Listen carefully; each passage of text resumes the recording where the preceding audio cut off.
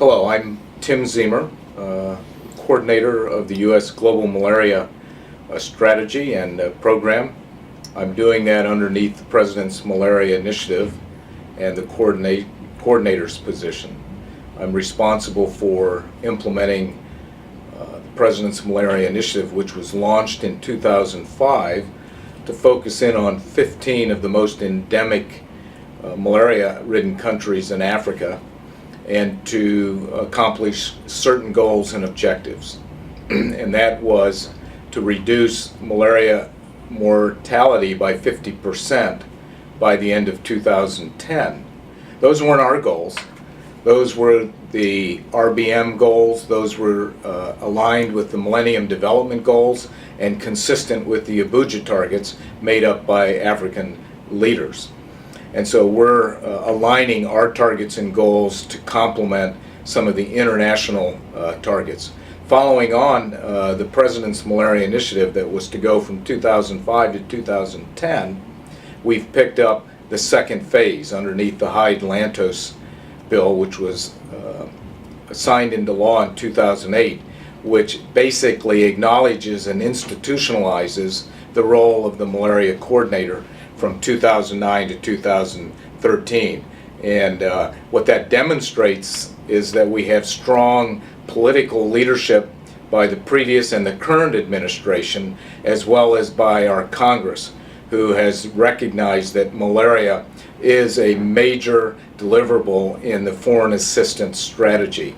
And so my job is to coordinate not only the goals of PMI 1, but then to oversee, coordinate, and be responsible for the malaria programs as funded and authorized underneath the Hyde-Lantos bill. I'm a relative newcomer to the malaria fight.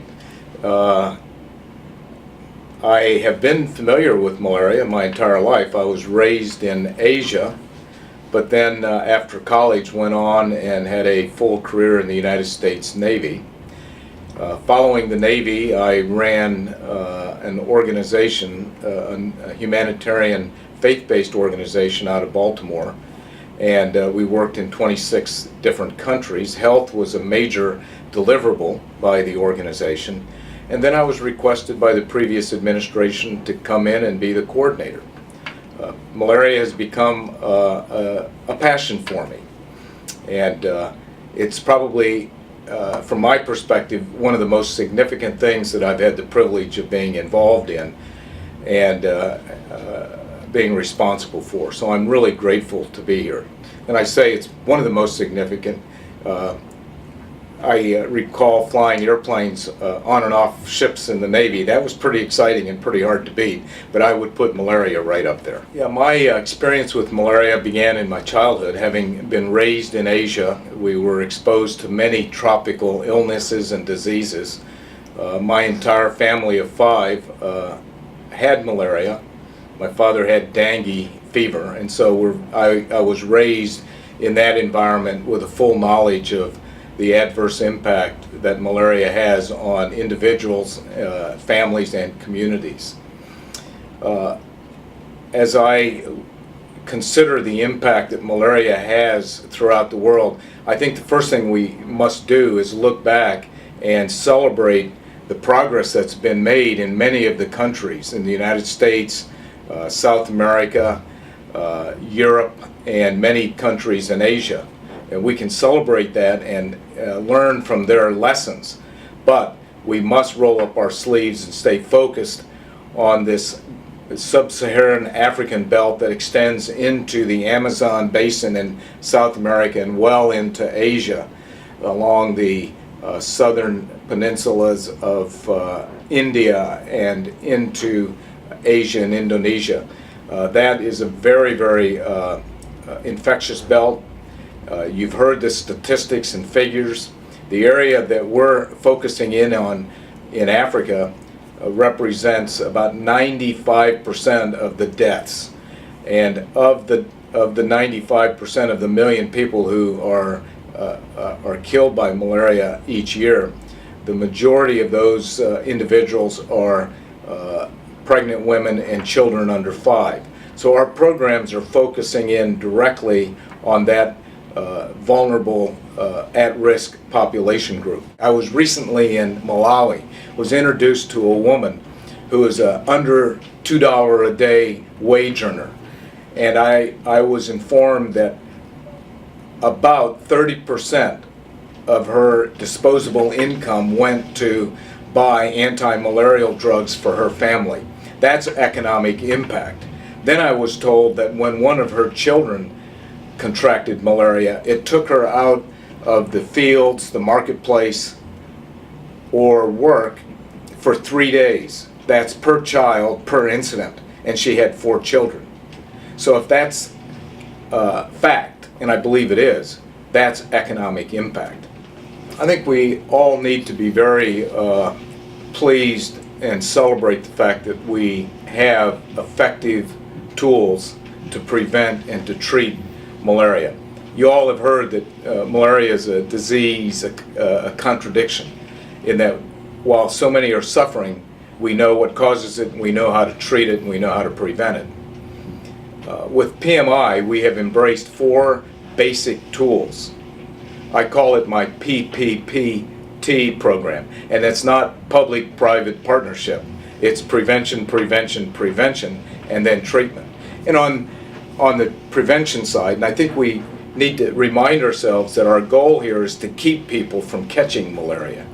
And then if we miss that, then have adequate diagnosis in place and treatment interventions in order to take care of those who catch the disease. But on the prevention side, there are 3 basic ones that we use.